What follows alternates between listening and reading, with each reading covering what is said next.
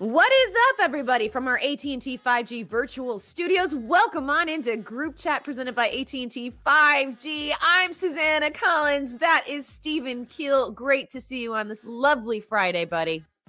Excellent to see you as well. How are you doing? Well, that's a good question. Glad you asked. Glad you asked.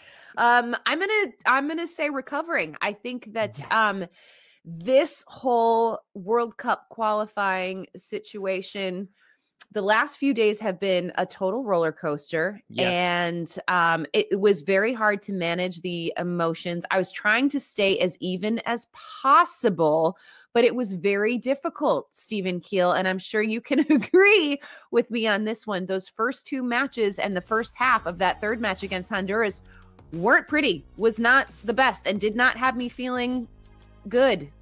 But then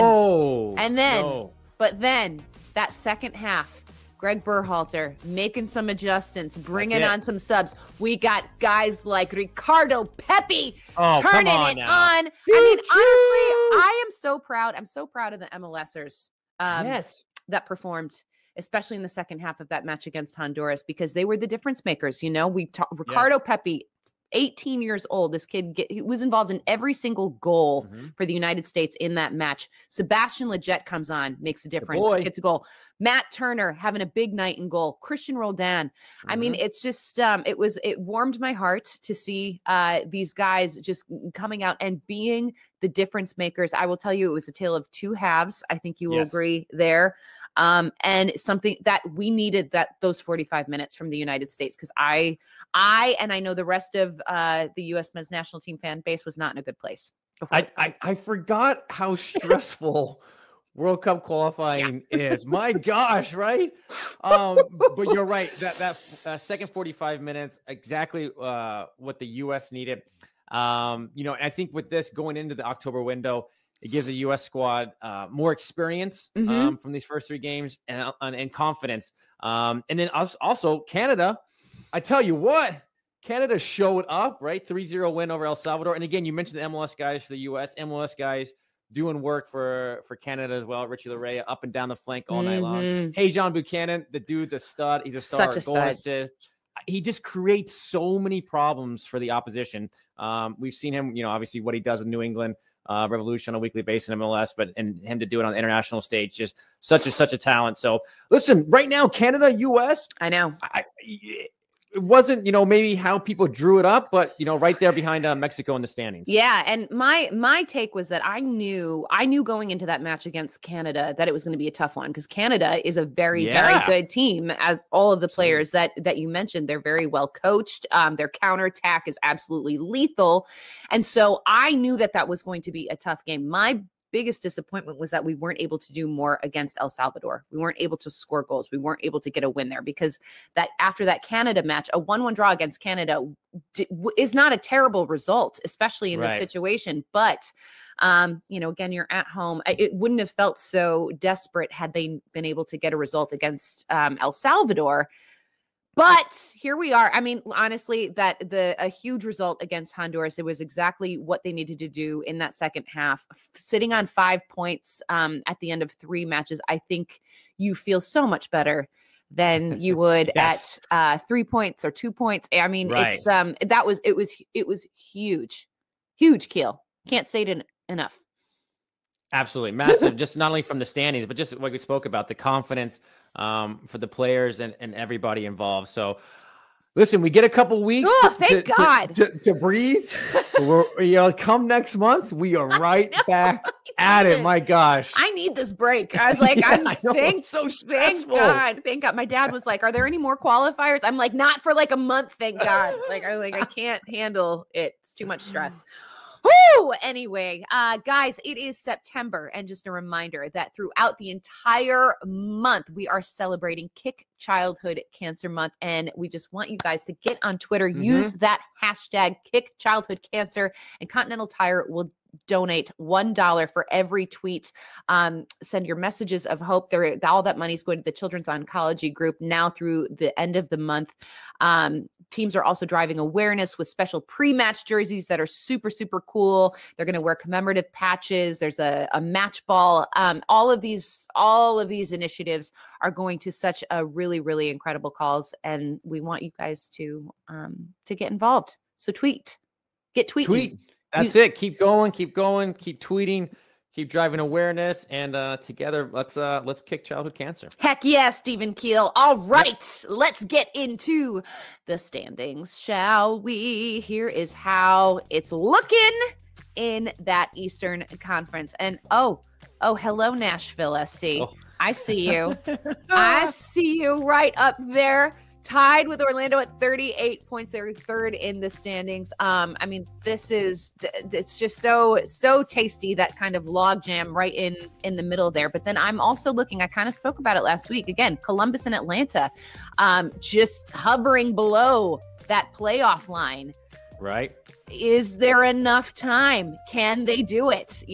This is going to be it's do or die, really, for these teams. And I think we've been waiting all season long for a team like Columbus to kind of find their groove, and they just haven't, which is shocking. But it's paved the way for teams like DC and Montreal to make their way up the standings. So this is going to be so much fun, these final weeks of the season. Stephen Keel.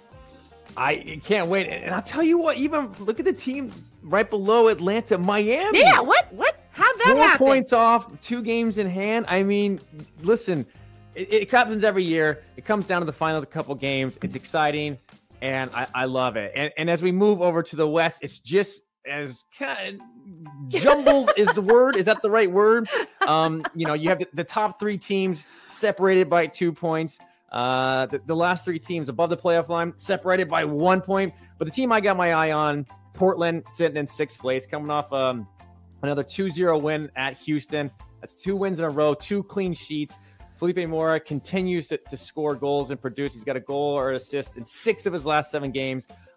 So some massive results for them. And listen, I got to give a shout out Diego Chara with his next game, the game against Vancouver on Friday night.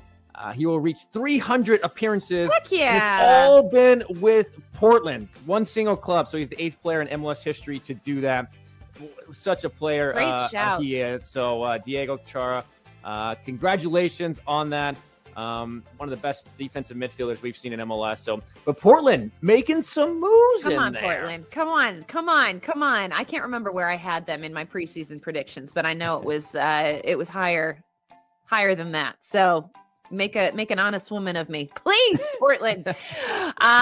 This is, man, Keel, we are only really like less than 2 months away from the playoffs. Okay. So this is literally crunch time for so many of these teams. I mean, I think we can all agree that New England, you're good. You're fine.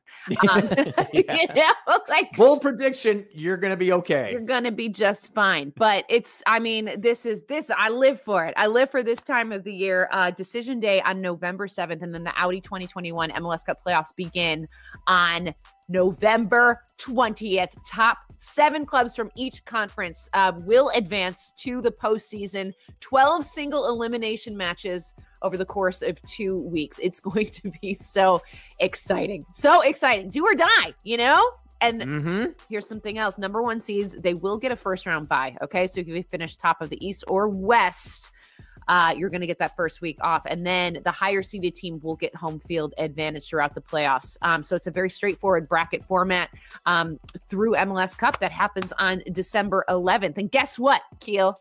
What's that? We are going to get a helping of MLS with our turkey on Thanksgiving. Oh, baby. Right? We got football, and more football on Thanksgiving. Sign me up for that. Susannah, I like so many people love this format. The single elimination, right? I mean, it's exciting. Every game matters. There's no, this first leg, we'll see what happens in the second leg. No, you got one game, winner moves on. It's high pressure, high stakes. and just as a casual fan watching, you can't help but tune in and enjoy. Oh, it's wild. It is just wild. The single elimination format is just, I mean, it just lends itself to madness. Yeah. Yes. Like absolute and more stress. Madness, because MLS is crazy anyway. And then you just add that into the mix and it's like, oh my goodness. So yeah, buckle up, everybody. It is going to be some kind of fun. In some sad news, guys, this weekend, you might notice pro officials are going to be wearing some black armbands in all the games across MLS, NWSL, and USL in honor of pro assessor Merritt Guthrie, who recently passed away. So this is a very special tribute to a special guy in the soccer world. And just want to say our thoughts are with his family and the pro referee family right now. It's a nice way to honor him. Mm-hmm. All right, Keel, let's get into some game previews.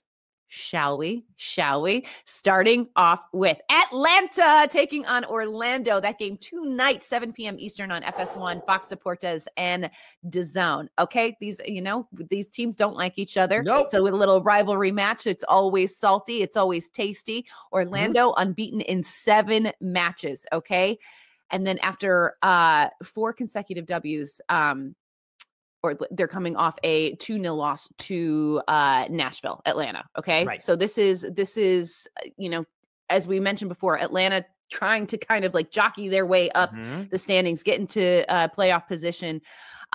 Orlando unbeaten in 6 straight matches against Atlanta. Okay. So Orlando has been kind of owning them as of late, which is different than what we saw, early days of this rivalry. But we've got a guy named Joseph Martinez who could be back in the mix. Now, this is a guy who has referred to Orlando. He said that he is their daddy. I just want to, just to give everyone some context about Joseph Martinez and his approach against this Orlando team. He refers to himself as Orlando's daddy, but he's coming back from international duty. So perhaps some questions about his availability. We'll see.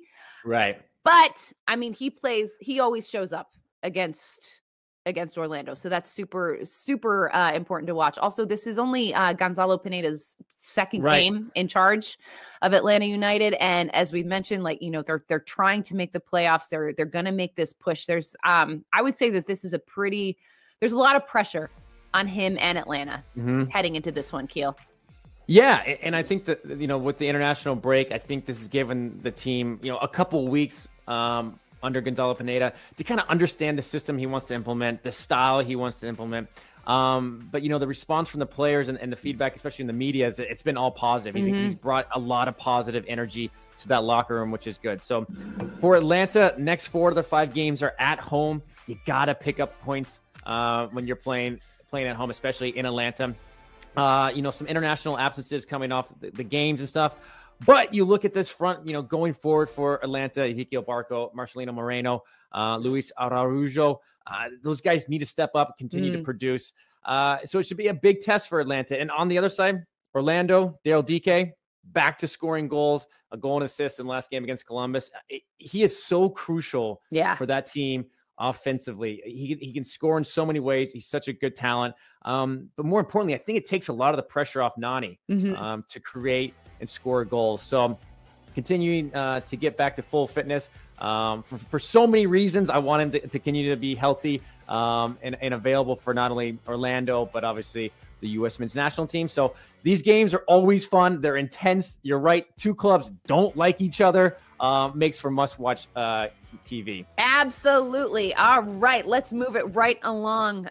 This is another fantastic matchup. Yes, I love this matchup. Great. This is great. On Saturday, guys, Colorado Rapids taking on the LA Galaxy, 3:30 p.m. Eastern on Univision, 2DNA, Twitter, and DAZN. Okay, Colorado. What is going on? I mean, Keel, I feel like I just need to kind of tee you up here on Colorado because they're well, no, it's been amazing. They are one of the best stories in MLS this season. They're sitting in second place in the West, just a point behind Seattle.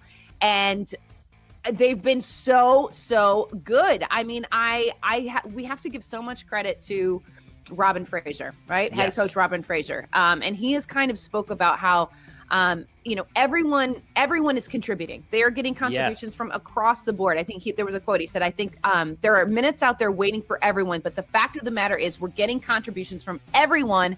And that is why we are getting the results we are. And he couldn't be more correct in that assessment. I mean, they're defensively, they are getting it done. They've only allowed 9 goals in the last 12 matches. So defensively, they're strong. When you look at, I look at the midfield, right? And I look at the pieces that they brought in. Kellen Acosta playing incredibly well for them. Mark Anthony Kaye coming in. Yeah. And then, you know, you've got the guys scoring goals up top. It's really, they're a very complete team, Keel, and it's very exciting. Galaxy, on the other hand, I mean, they've been consistent. This is the most consistent that we've seen them in the last few years, in fact. But they're kind of going through this little downward slump right now. They're winless in their last 3, which we have not seen this year. They've always been kind of able to bounce back after an L or a draw, even. But big news for them is that Chicharito. They just announced yesterday that he is available. He's been back training with the team all week. He hasn't played since June 26th, and this guy was on pace for, you know, a total MVP caliber season. Right. I believe he's still sitting at 10 goals, which is still insane. You know, having not played since June 26th, like, okay. So a healthy Chicharito, Colorado clicking. They're playing at home. They've been really good at home. I don't know. This has it's a really interesting matchup for me. It is such an interesting matchup, and two of the best teams, better teams in the West. So, you look at LA, getting Chicharito, so crucial. Not only for obviously his goal scoring, ability, but also I just look at the energy he brings, the energy he plays with. This kind of helps elevate everyone around him. But in that absence, when he, obviously he's been hurt, they started to get production up front. Kevin Cabral, 3 goals in the last 4 games. The new signing, Davon Joveljic, gets on his mark in El Trafico. So another guy who can put the ball in the back. So going forward, extremely dangerous. I think the concern for Greg Vanney and LA Galaxy fans is defensively, right? Yeah. You saw the 3 goals they gave up against LAFC. They've given up 7 in their last 3 games. So definitely they're going to want to clean that up as they continue that playoff push. And on the other side, Colorado. I mean, what can you say, right? 4 wins out of the last 5 games. Everybody is contributing, right? Don Badji was a hero against San Jose. The game before that, Jonathan Lewis scores. The game before that, Diego Rubio and Mark Anthony Kaye get on the score sheet. So they're getting contributions from literally all of their players. And defensively, Will Yarbrough continues to be great. Big saves when needed. Tied for the MLS league lead with 9 shutouts. And you just keep on the positives. You can go on and on and on, right? They find ways to win on the road. They have 6 wins on the road. Only New England and Seattle have more. They're tough to beat. Dick's Sporting Goods Park, everyone knows the home field advantage with the altitude. A tough place to go in. So listen, right now, I mean, Colorado is legit. It's so absolutely legit. They're well coached. They got players all over the field. And listen, they're a team that's definitely going to continue to make some noise. 100%. I'm very confident that we will be seeing them play postseason soccer, and I am super jacked. Listen, they're making a push for that top spot in the West. Yeah, we could definitely see a team that has a first round bye. I know. My first season at MLS, I got to go to Colorado to watch them in the playoffs, and I got to go to Dick's Sporting Goods Park and watch them there. And I just number one, I love Colorado, as I know you do. It's a Colorado guy. But that was one of the most fun games, fun atmospheres I've had. The tailgate before the game was incredible. Yeah. Everyone was just super friendly and jacked for that game. And I love when the Colorado Rapids are doing well. It's warms your heart. Warms my heart, as I know it does for you as well. Okay. One of the many bright spots on the Colorado Rapids, but Cole Bassett, which leads us to our 22 under 22 presented by Body Armor Stockwatch Player Spotlight. Okay. So Cole Bassett, let's talk about him. This kid's 20 years old. He's got 3 goals, a couple assists on the season. He has played in 1,651 minutes for the Rapids this season. So this guy he's a workhorse.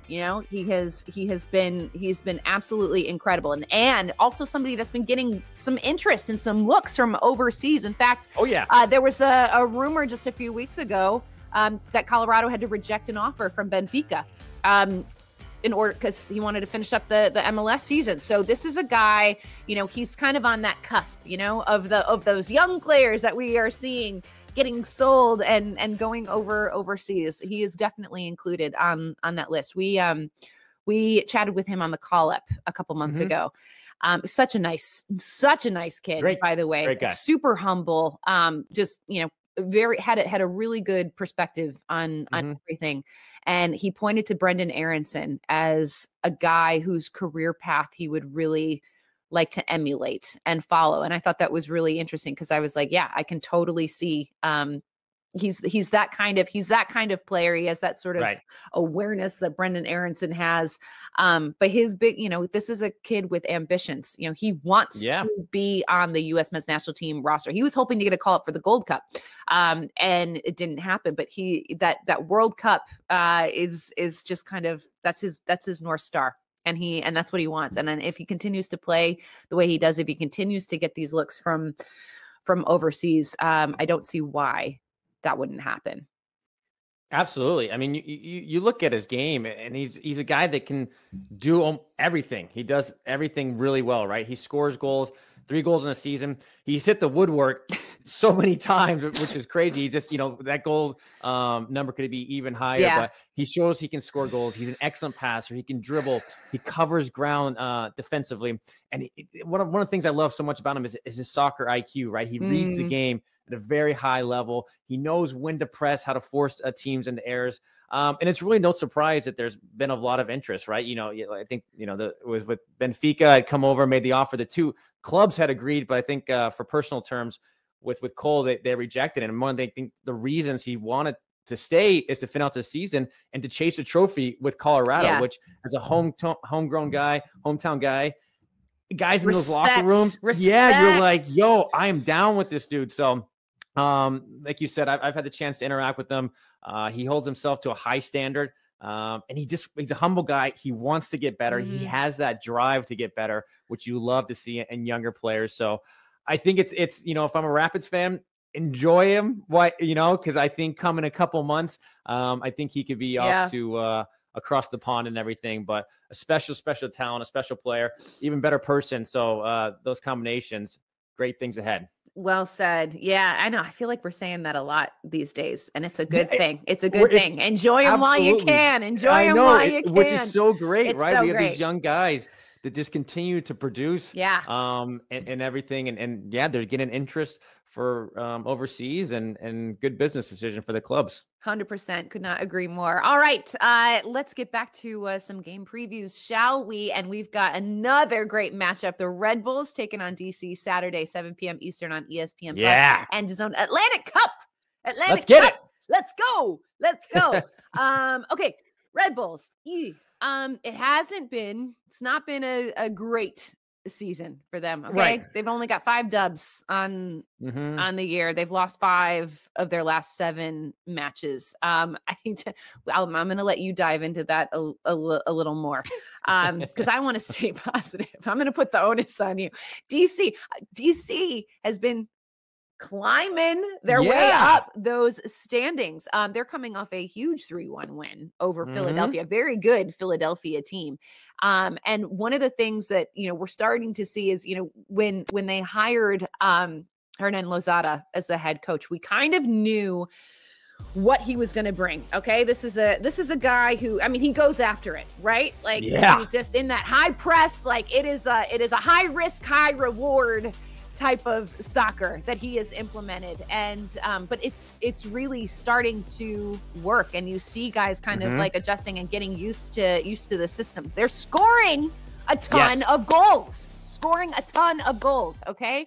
But they're also allowing quite a few goals. So that's, you gotta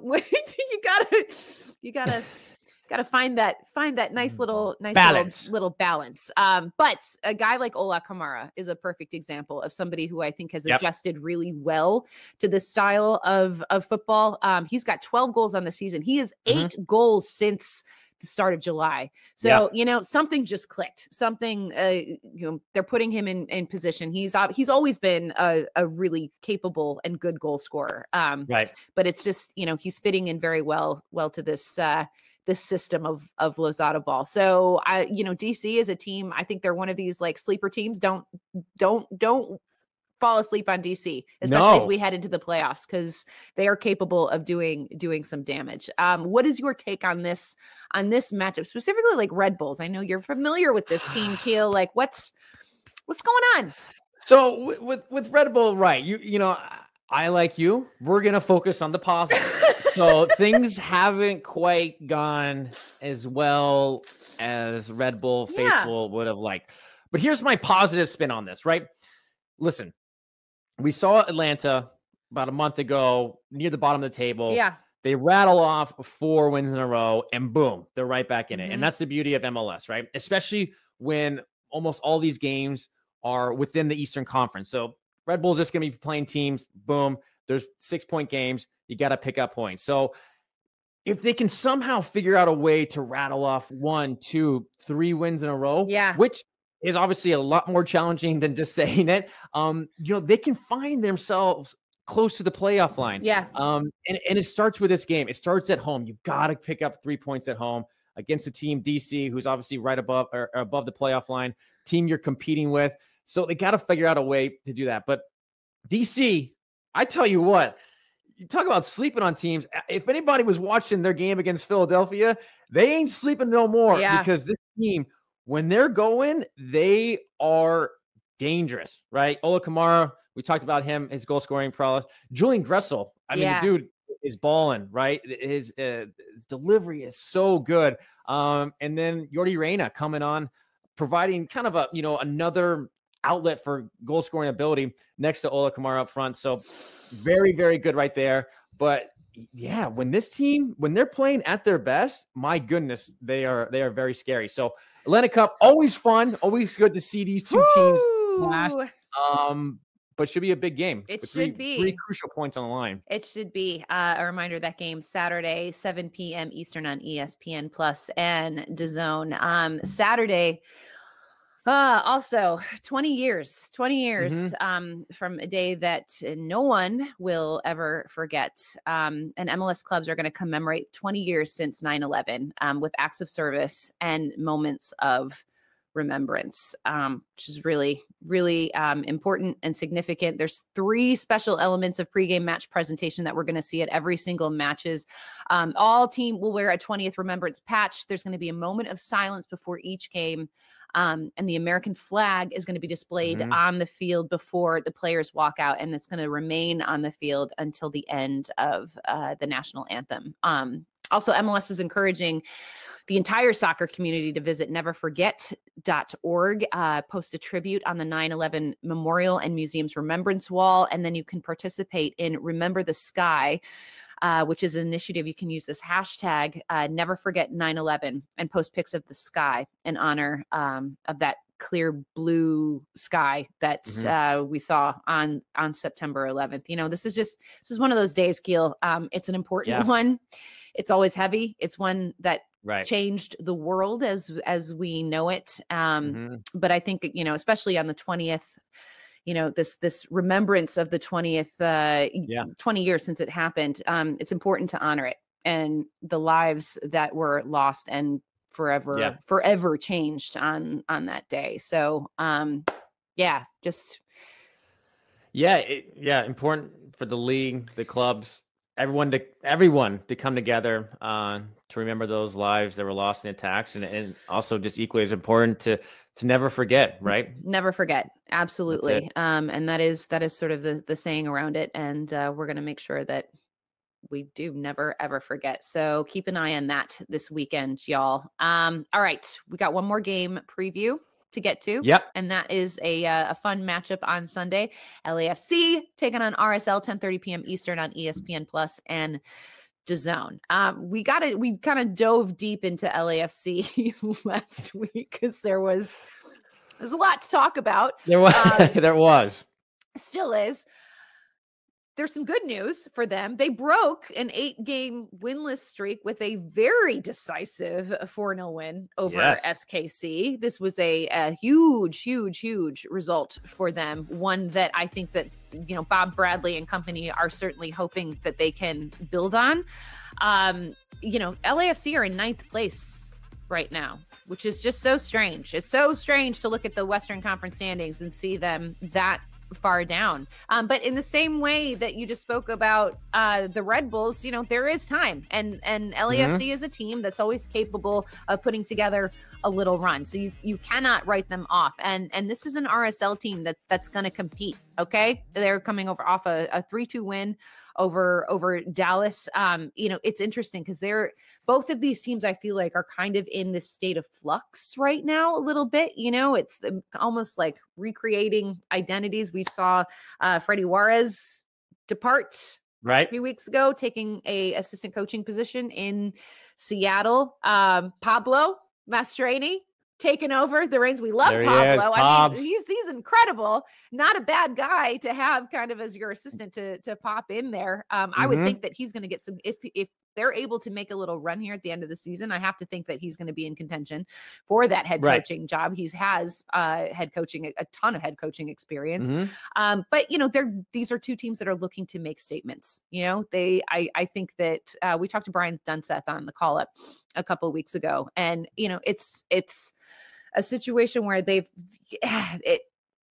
just kind of not been able to put together the runs of results that they want. It's always capable, but then they give up a late lead or something. It's so the talent is there for RSL, and LAFC again. It's like they're missing. They've lost kind of the core group that once was their bread and butter, and so they're sort of redefining themselves. But again, a 4-0 result against SKC, there are still positives to talk about. So this is an interesting one for me. Right. Funny is the right word, but you look at the SKC game with LAFC, they're missing, no Vela, no Rossi, obviously. They're playing against one of the better teams and Sporting Kansas City. And what do? They win 4-0, typical MLS. We love it. But they got some big production on that game. Mamadou Fall. Anytime defenders score braces, sign me up for that. Those were his first 2 MLS goals too. What a night he will never forget. So big goals. Snap that winless streak. And it's just, you're hoping, if you're an LAFC fan, can they use that game and kind of turn that 1 win into 2 and make a little run towards the end? And if they're going to do that, for me, at the heart of it all, Atuesta, right? Yeah. Sitting in the midfield. He's just so important for that team. What he does with his technique, his vision, the ground he covers, his set piece ability. He's a special player. So you're going to hope to keep that momentum going. Other side, RSL. I tell you what, I'm excited to watch RSL. I'm excited to watch a couple of the players. But Aaron Herrera has been fantastic for Real Salt Lake this year. The right back. He's tied for second in MLS assists and the entire league, right? Carlos Heels at the top, obviously, and then he's tied for second. So he's having a great year. But I think for RSL to continue to kind of make a push and get above, to push up into the more of a stable playoff position, gonna have to clean things up defensively, right? That's kind of the theme with so many teams is, they've conceded 8 goals over the last 3 games. Pablo Mastroeni definitely going to want to come in, address that in the best way that Pobs can. But I think, I think a lot of us know Pablo. He's one of those guys that he gets guys to believe in. You saw what he did with Colorado. And, I've seen that locker room up close is guys will buy in. And he's one of those coaches that you're like, listen, there's a brick wall. I'm going to run through that for you. But he has the soccer IQ and the soccer mind to go with it. So great guy to take over the responsibilities.